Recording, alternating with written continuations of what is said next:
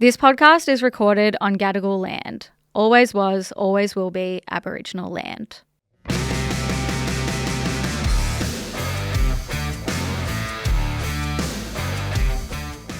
Hey chicks, I'm Al. And I'm Sal. And this is Two Broke Chicks, the show that shares life lessons and tips to help make you rich in life and maybe even today, chic in life. If you will. If you will, because we are talking all things frugal chic today.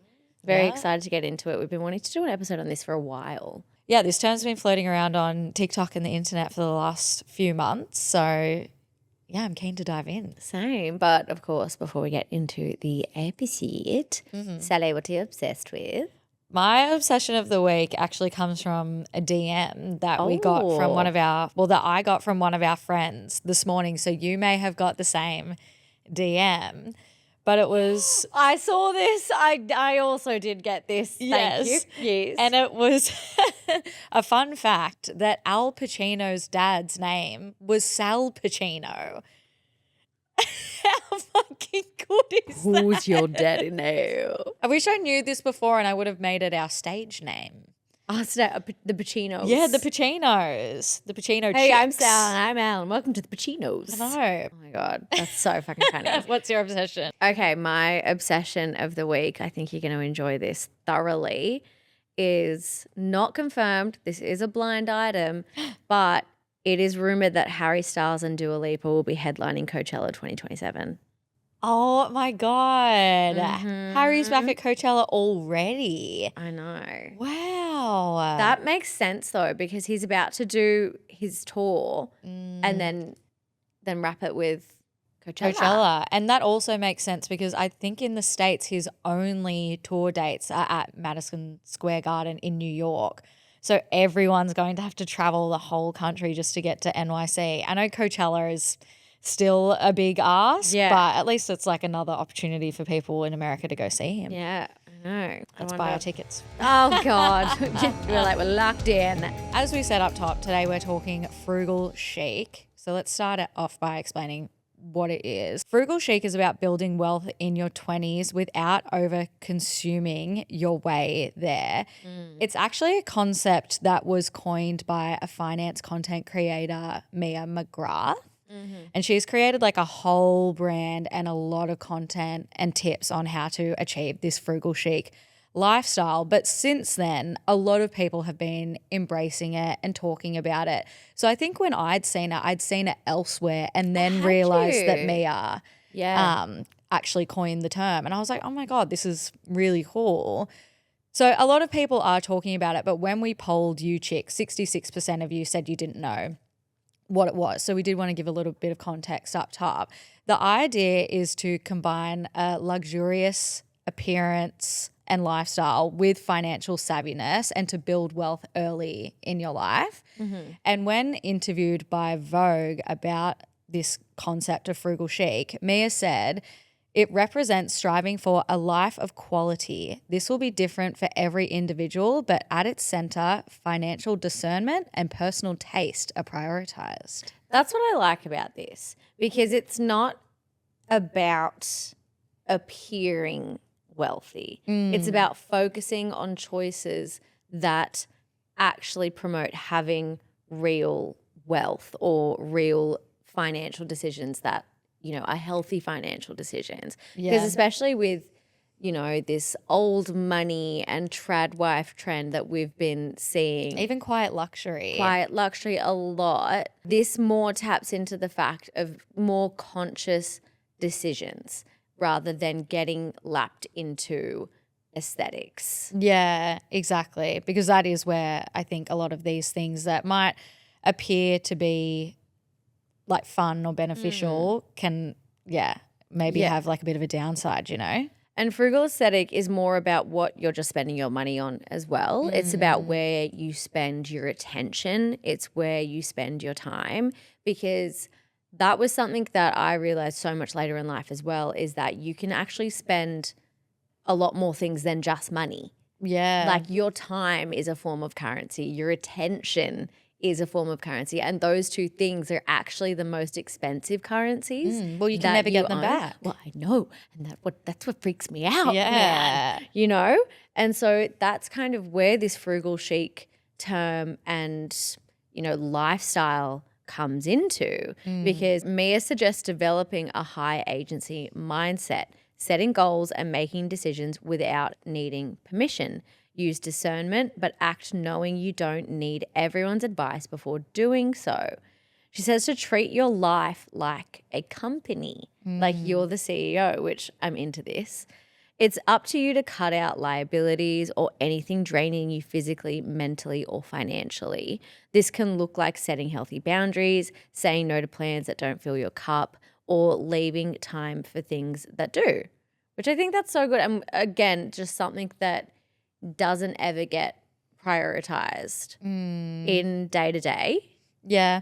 Or even when you would look at, guides on how to be financially savvy and stuff like that were really popular in like the 90s, 2000s, and even 2010s. They're very like, you must do this and you need to follow this thing step by step. Whereas I think you must wake up at 5 a.m. Yeah. Or now it's 4 a.m. And then I swear to fucking God, I saw one recently. It was like, I wake up at 3 a.m. And I was like, I'm going to flat palm someone to the throat soon. It's just not going to happen. I'm going to bed. The whole narrative that you have to like wake up early to be successful is like so fucking boring to me. Literally. Just get enough sleep. Do you know what's successful to me?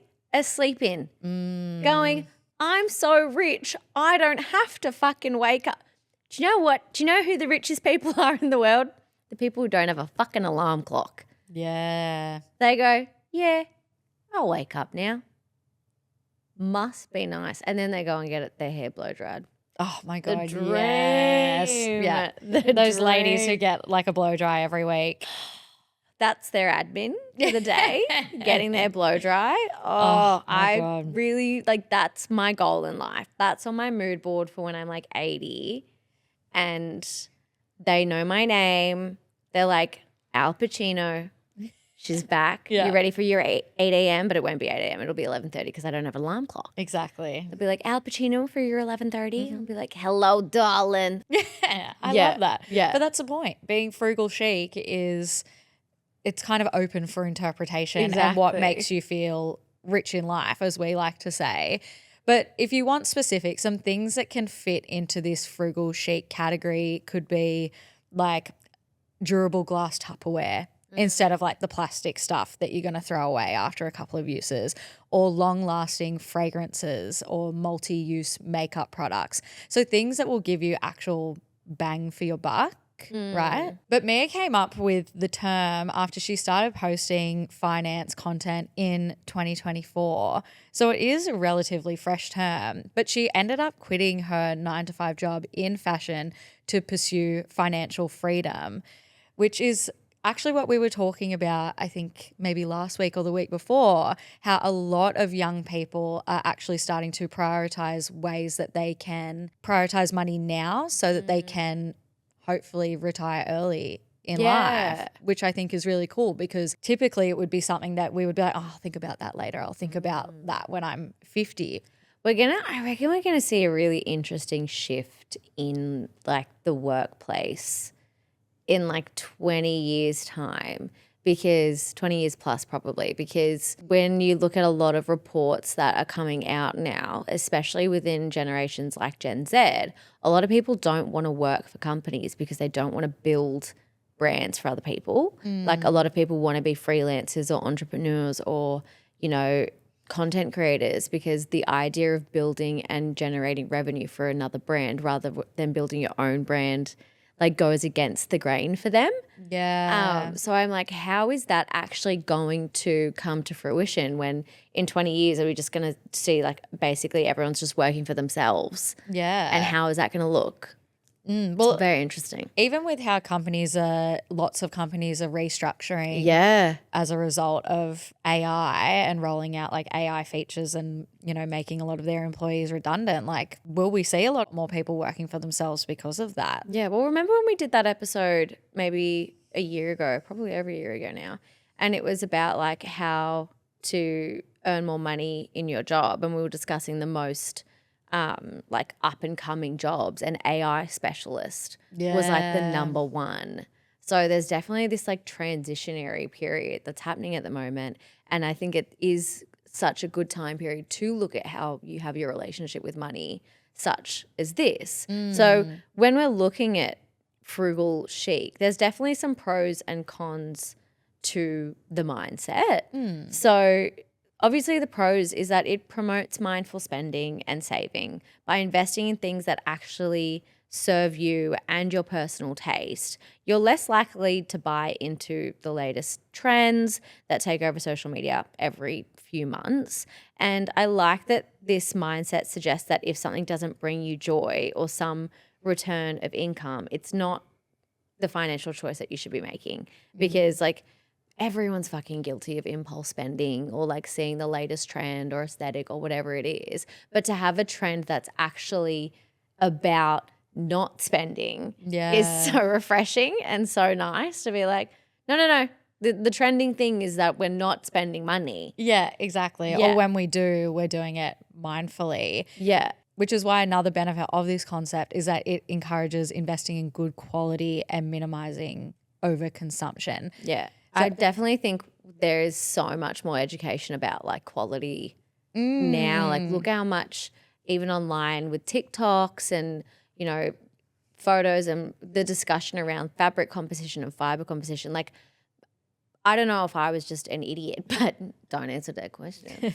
But like 10 years ago or a little bit more than that because now I'm old, but I didn't even know that about fabric composition and like polyester and how like what you would pay for what. Whereas now, before I buy anything, I'm always checking that. Yeah. I think it's probably because 10 years ago we didn't have the democracy of social media where, because brands aren't going to tell you like, oh, if you do the scrunch test on a pleather piece in store, like that's how you can tell if it's good quality or not.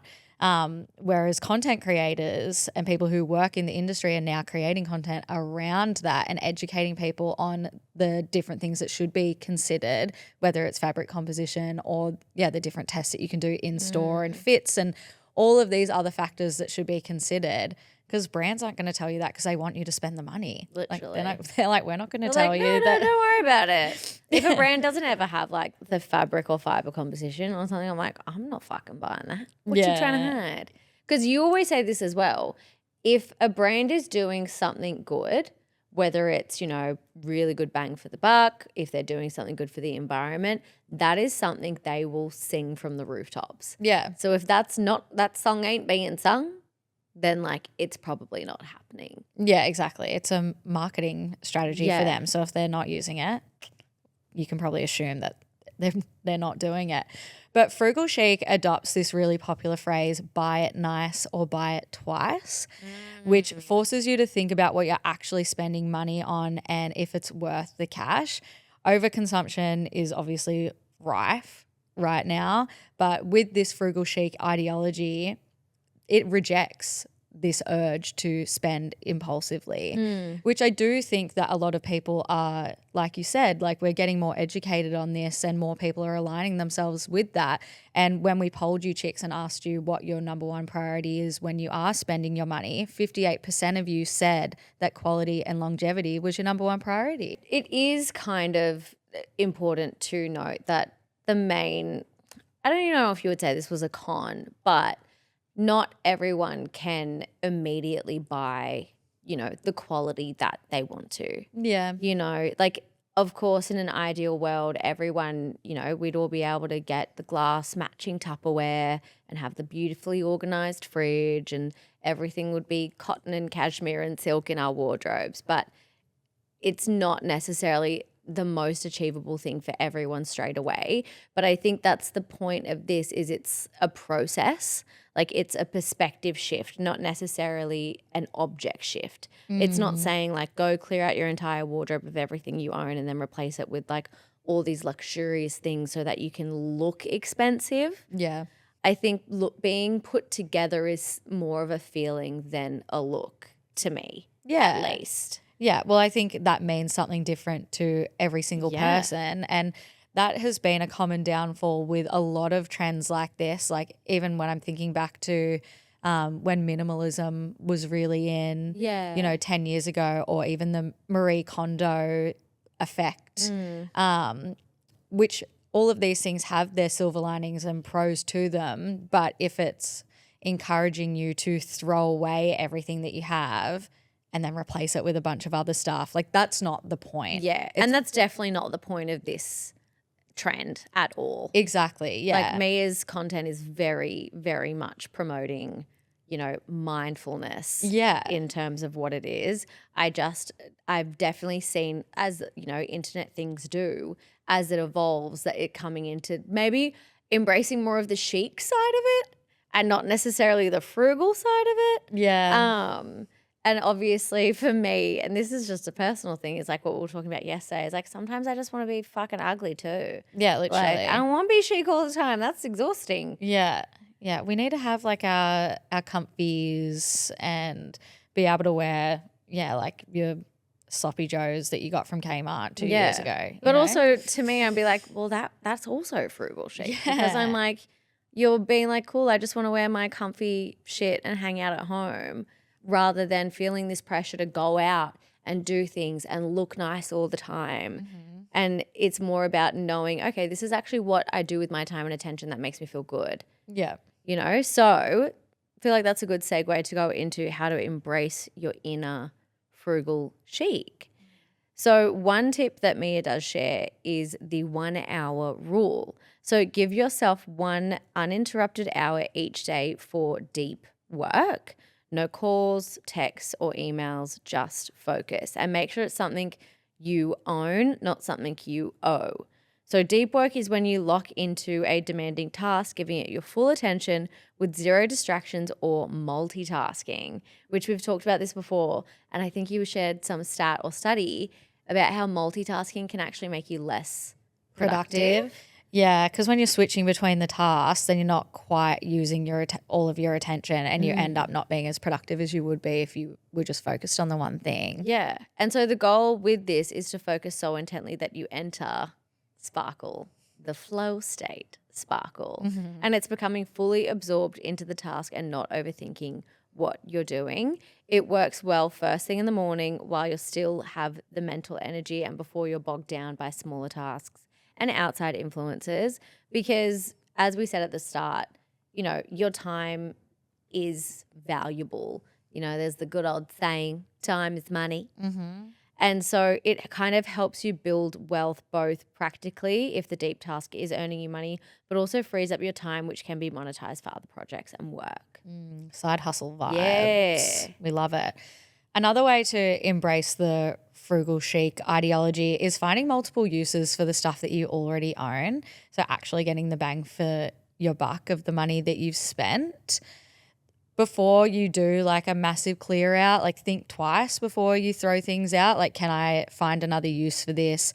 Could I get it repaired? Could I potentially even like give it to somebody else? I think we're so quick to think that the things that we own are disposable rather than being like, well, could I actually like dye this t-shirt, or could I cut it up and wear it a different way, or could I take it to a tailor and repair it? We're like, that takes too much effort. It's just easier if I throw it away and just buy something new. I also think that's because of a lack of emotional spending. Bear with me. And I don't mean emotional spending in like, I'm sad, I'm going to buy something to make myself feel happy. I think there's two ways you can emotional spend. That's obviously the first one, which is like, no, not bad girl. But the second one is like emotional spending, such as buying a fridge magnet when you go on a trip with your best friends, or when you go to a vintage market and you find a really cool jacket that you got in like London, and you have these like emotional connections to the things that you own. Like I spent a stupid amount of money on the first editions of the hardcover books of Throne of Glass because you can't buy them anymore, right? And it's like there's 8 books. I spent $680 on a set of Throne of Glass books. I know. But one, they go for like $5,000. So that was actually a really good bargain. And that's like less than $100 per book. But I will never get rid of those books. Those books are coming in the coffin with me. Yeah. You know, like I am so emotionally attached to just owning those and those being part of me because I love them so much. Like I love that book series. I love that I have the original covers. And like that is not a thing that I'm buying them to be like, well, in 10 years I could sell these. I also figured out the other day that I think I have first editions of the Akatars. Oh, that's like cool. of the original paperback covers. All the pages are so yellow and dog-eared and shit. And I'm like, that's how I like it. Yeah. But like to me, that emotional spending is so powerful and so strong because it feels like it's part of me, like part of my personality. It makes me who I am, like those purchases have. Whereas, and like I would never get rid of those. Yeah. And it's more about having those purchases in your life because you end up being able to look around and see what makes you you. Yeah. There was this really interesting video by a girl online and it was basically about like the art of the fridge magnet and those trinkets because it's like you actually can't just readily buy your fridge magnets. I can't go online and cover my fridge in fridge magnets from travels. I have to go on the trips and buy these souvenirs and it shows the passage of time to you and that how that has so much more meaning to it.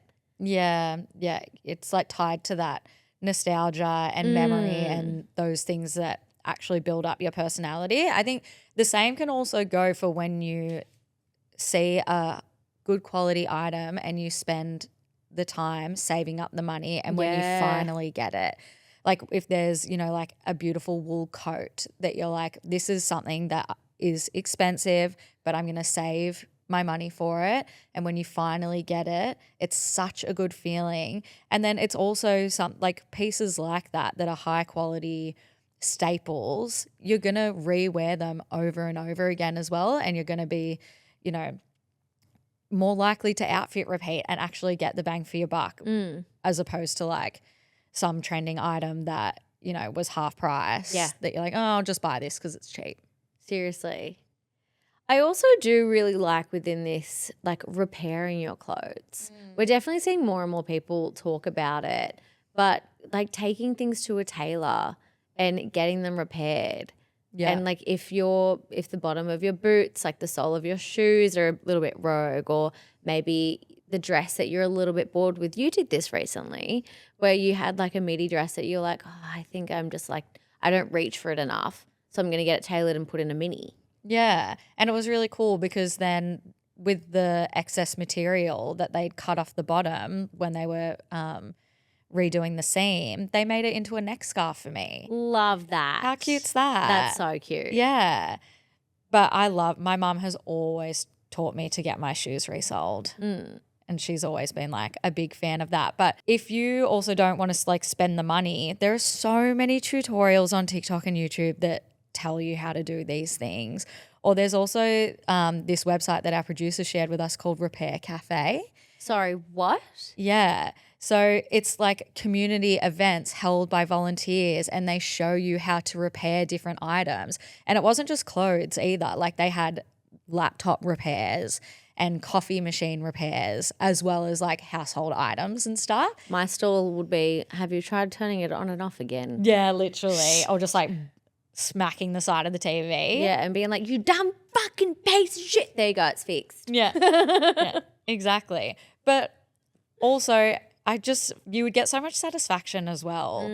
Like I know that you definitely get a big dopamine hit out of shit like this. Like if something is broken in your apartment or the office and you're like, I'm like, let's just get an air tasker to come and fix it. And you're like, no.